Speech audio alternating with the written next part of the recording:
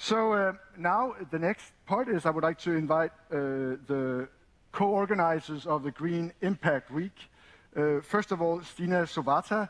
She's the head of the European Commission representation here in Denmark. Welcome, Stina. Also, Katrine Heje Larsen, who is the CEO of DISIE. DISIE is the Danish Institute for Sustainable Innovation and Entrepreneurship. And last but not least, with the most difficult last name that even beats me, human Shojaee from Sustainary. I don't know if I did it right this time. So 4 of us are part of organizing the Green Impact Week. So this is the opening, and we will have events all through Friday with lots of workshops, seminars, pitching sessions, etc. I have the pleasure of hosting 2 on Thursday, one on food and another one on fashion. So yes, let's start out. And I will take CBN that I represent, the Creative Business Network, at the end. But let's start out with Stina. The EU has put focus. This is the EU Green Week, actually. What is that all about? Well, the EU Green Week takes place every year, and last year it was postponed until October, and now it's back at the time where it should be here in June. And every year there is a theme, and this year's theme is zero pollution. And how could we have a better theme for this week when you really try to innovate your way to something which is a more sustainable world, and you're going towards zero pollution? And it's not. I'm glad that you are going to host workshops on food and fashion, because that's one of the things that I think us who have teenage kids will have a particular interest in. But actually, the pollution is responsible for 1 out of 8 deaths in Europe every year. That is an enormous amount of people who die every year prematurely because of pollution, chemical pollution, noise pollution, air pollution. So it's a good thing that we are giving a focus this year on zero pollution. So things are taking place all over Europe in order to discuss how can we go towards a society where we eliminate pollution. So the EU Green Week is actually a week where we focus on this year's zero pollution, but it's happening all over the EU, right? And even beyond those borders. Even beyond, because it is a possibility to have that focus on how important it is to leave the planet in a slightly better way than we inherited it. And it is also a way of focusing our work. I mean, the European Green Deal is a holistic way of looking at how we can tackle these challenges, and therefore it's zero pollution. Also, it's biodiversity, it's chemical strategy, it's CO2 reductions. So all of these things need to link together, and I think we have become better at doing that in Europe. And I think some of the reason why we are engaged in this work is also that this is what you are doing as well. You are trying to bring together different people who can have this holistic view and actually achieve many things at the same time. Last year we had the former Commissioner for Climate, Connie Hedegaard, at one of our events, European Commission Commissioner, a bit way back. And she said, now we have all the right arguments from the economists, from the scientists, from the politicians. What's needed now is for the citizens to move. Mm-hmm. Do you think the EU Green Week will help with that? I think that it will help with getting the stakeholders to move, and I think there is a movement especially among youth. As I said, I am the mother of 2 teenagers, and I get. I have my work cut out for me in this matter. But I think that there is a role for stakeholders to show that it is possible to do it, so that we don't have this defeatist way of looking at things, that it's hopeless, we won't get anywhere. I think that's where the role for stakeholders and for engaging people in this work, because I think there is a real will in wanting to tackle this. And Katrine, the rest of the week will be at your place. Yes, it will be at the Volume in Inghavevej, where we are hosting 4 days with a physical audience for the first time this year. It's going to be super nice to meet up and also be able to network. How many people can we have in the audience? We can have sitting down fronting the stage, there can be 200 people, and then we have a tent outside as well, so we are going to run a program for 2 different setups both days, all of the days. This is going to be like a Roskilde Festival feeling in there, with that many people. Yeah, it is. It's actually, yeah, it's going to be super nice. How do you work with sustainable innovation and entrepreneurship? We have been running an impact hub since 2009 in Copenhagen, and we recently actually opened 2 smaller hubs in Aarhus, one that has a focus on social impact and another one on sustainable food in a big new city area where Pension Denmark is going to build a certified sustainability city. Yeah. And we are working with startups and small NGOs, creating tools, gathering local ecosystems, making sure that they have access to the right stakeholders. And all the week for us is about that. It's about how to work with and as a sustainable and social startup, partnerships, investments, but also their role in this transformation. So what is the role of startups to be drivers and to leave some kind of movement when it comes to consumers as well. We believe that they have a big role in this. Lea Wermelin, the Danish Minister for the Environment, she mentioned clean water, and that made me think of the expertise that we have in Aarhus, among others. I know that Aarhus Vand, Aarhus Water, is very active in Nigeria, for example, in putting their expertise out elsewhere. How do you try to connect the startups with the corporates? Yeah, we do that. We are working especially in Aarhus now because it's so new. We opened in the middle of a time where no one could meet physically, so it was a bit of a challenge. But we have gathered different stakeholders in Aarhus around the startups, and are going to host different types of events, also creating tools together with the startups to find the right ones that can help them, creating the right partnerships with the right stakeholders and so forth. Excellent, excellent. And for those of you who don't know, I can't expect everyone in the world to know that Aarhus is the 2nd biggest city in Denmark, and it's a couple of hours here from Copenhagen. Then we have the man behind it all, human, from Sustainary. You are the one that got us all together and been driving us forward since we started our collaboration last year. We were actually supposed to hold the first Green Impact Week in around the 23rd of March 2020, and you can probably imagine in March 2020 not a lot happened, but we stuck together, and now we're here again. And that's fantastic. Tell us more about Sustainary and your drive for change. You're focusing more on the tech side of things, right? Yeah. Thank you so much. I think it's a journey that we have taken together. It's not only us who's in driving seat, it's all of us. At Sustainary, we are focusing on pushing the green transition through technologies. So one of the things that we are doing is working with accelerating the communities around technologies, and the other one is to help scaling the solutions through investments. That's kind of the 2 core things that we are doing.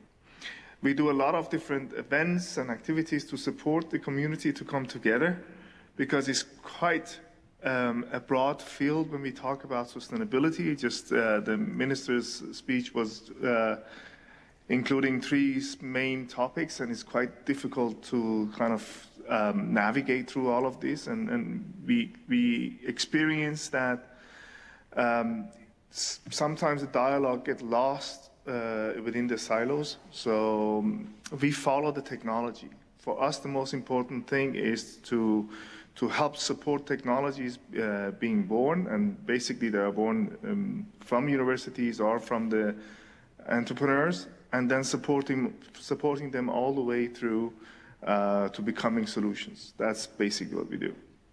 Could you tell us a bit more, because you, I think, are the only one that knows the full program for this week. What are some of the highlights that we should be aware of, or just what you're looking forward to see or be part of? I look forward to see more than 175 speakers coming this week. I think this is a huge achievement for all of us. and I really look forward to see all of them. We have dedicated Tuesday and Wednesday to green investment, so we call it Green Gold, just to confuse a lot of people. So we have the Green Impact Week, and then we have the Green Gold within the Green Impact Week. And then Thursday is the Technology Day. And Friday is, of course, the Social Impact and Impact Day.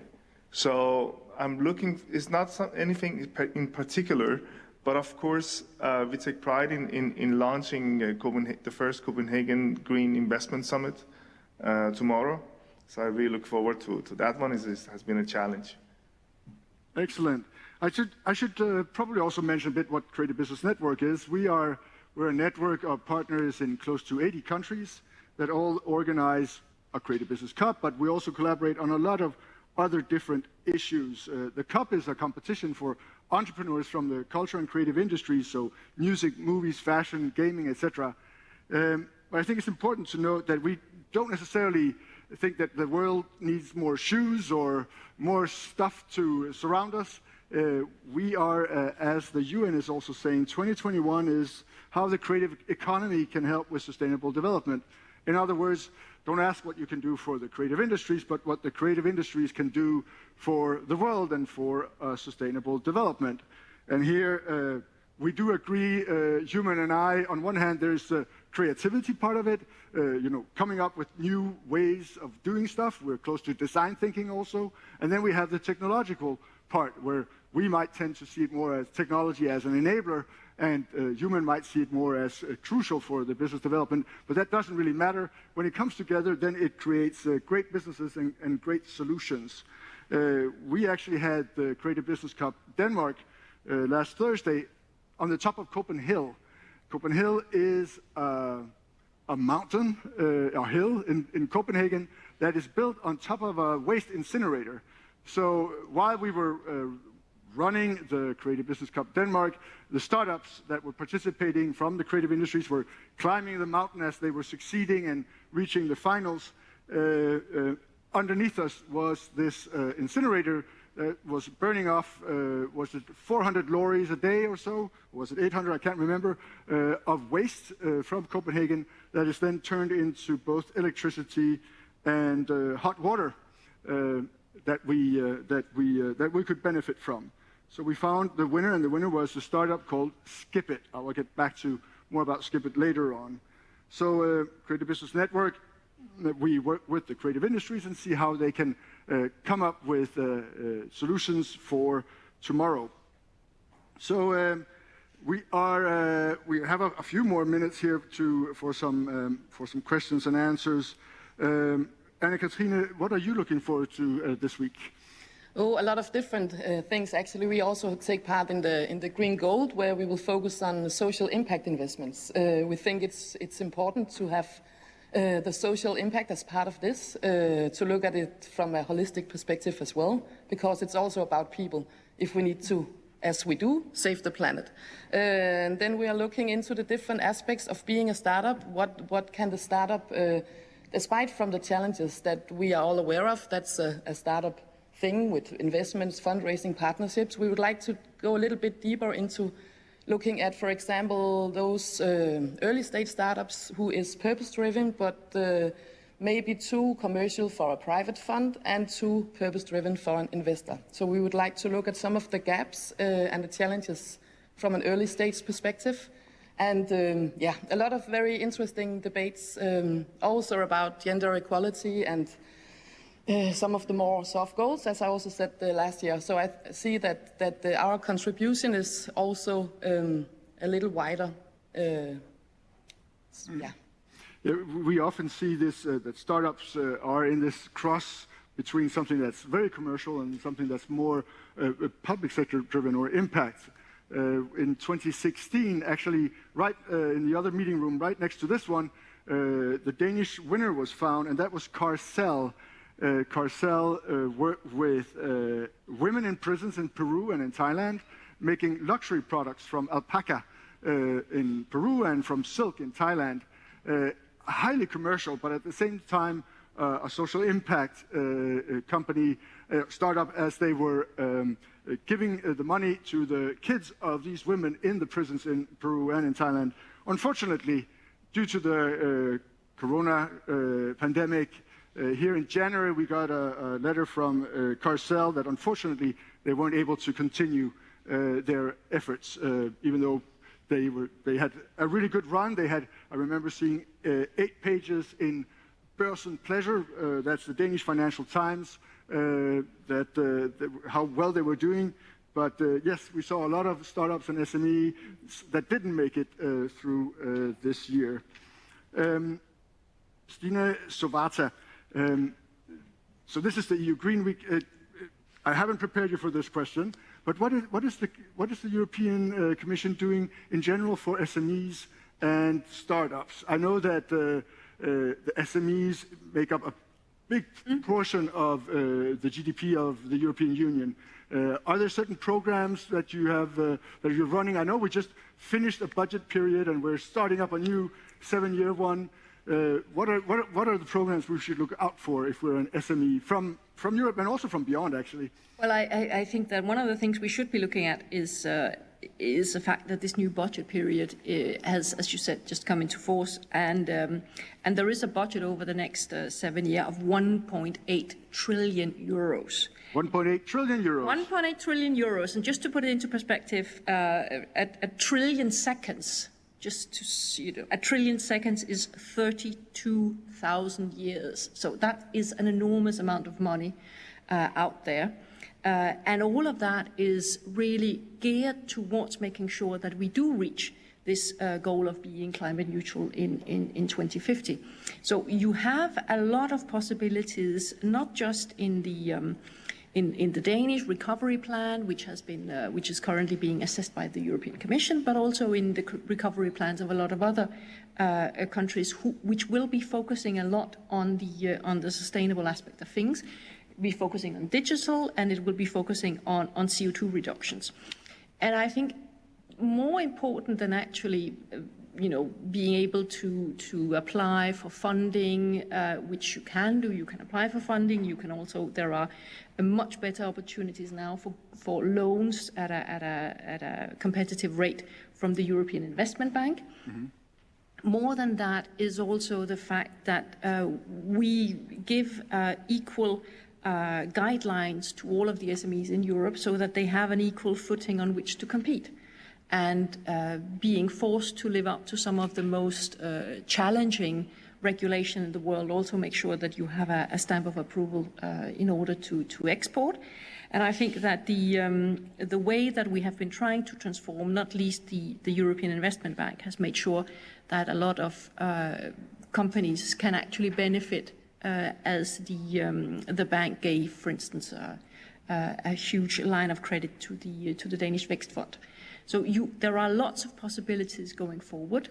Another of the issues that we're currently working on, and I'm not saying anything other than this is tricky, is how do you define green investments? How can an investor who wants to be sure that it's not greenwashing or social washing or some kind of a nice strategy on a paper, that those rules are we also working on, and that is proving very, very tricky. Because is it small steps? Do you have to go all the way to the end? How do you define what is a green investment? But that is something that we're working on as well, currently on CO2 reductions, and the next steps will also come into more tricky territories such as biodiversity. So there are many, many things ongoing, but I think the most important thing is not necessarily we will have an event which will be focusing on support possibilities, but it is equally important that we are creating an internal market so that the best ideas will actually be able to flourish. As EV Executive Vice President Margrethe Vestager always says, you are very welcome to be successful.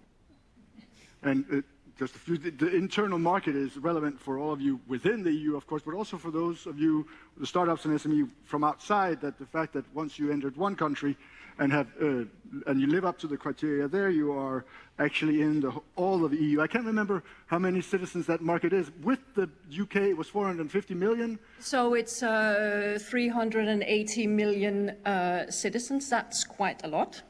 Of people in the EU, and some of the standards, the standards are quite high. So if you live up to this, you should be on fairly safe ground.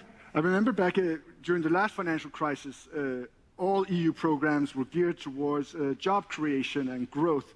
And I remember even the cultural programs, the film support, the Creative Europe programs were also geared or were shifted towards that.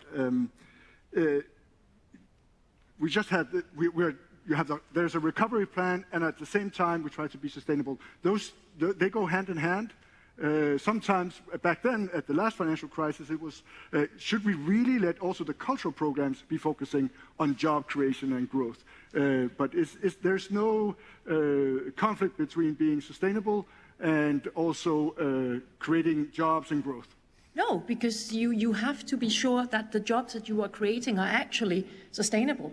And I'm very pleased that we are here, because the sustainability, as we all know, stand on three legs. You have to be sustainable environmentally, socially, and economically. So if you create jobs which in 2 or 3 or 5 years' time are no longer there because you're focusing on the wrong kind of goals and the wrong kind of technology, then that is not sustainable. So I don't see any difference. On the contrary, sustainable development is the growth strategy. Otherwise, we are not going to get there. I remember back in 2009 when I started working on what became CBN, Creative Business Network.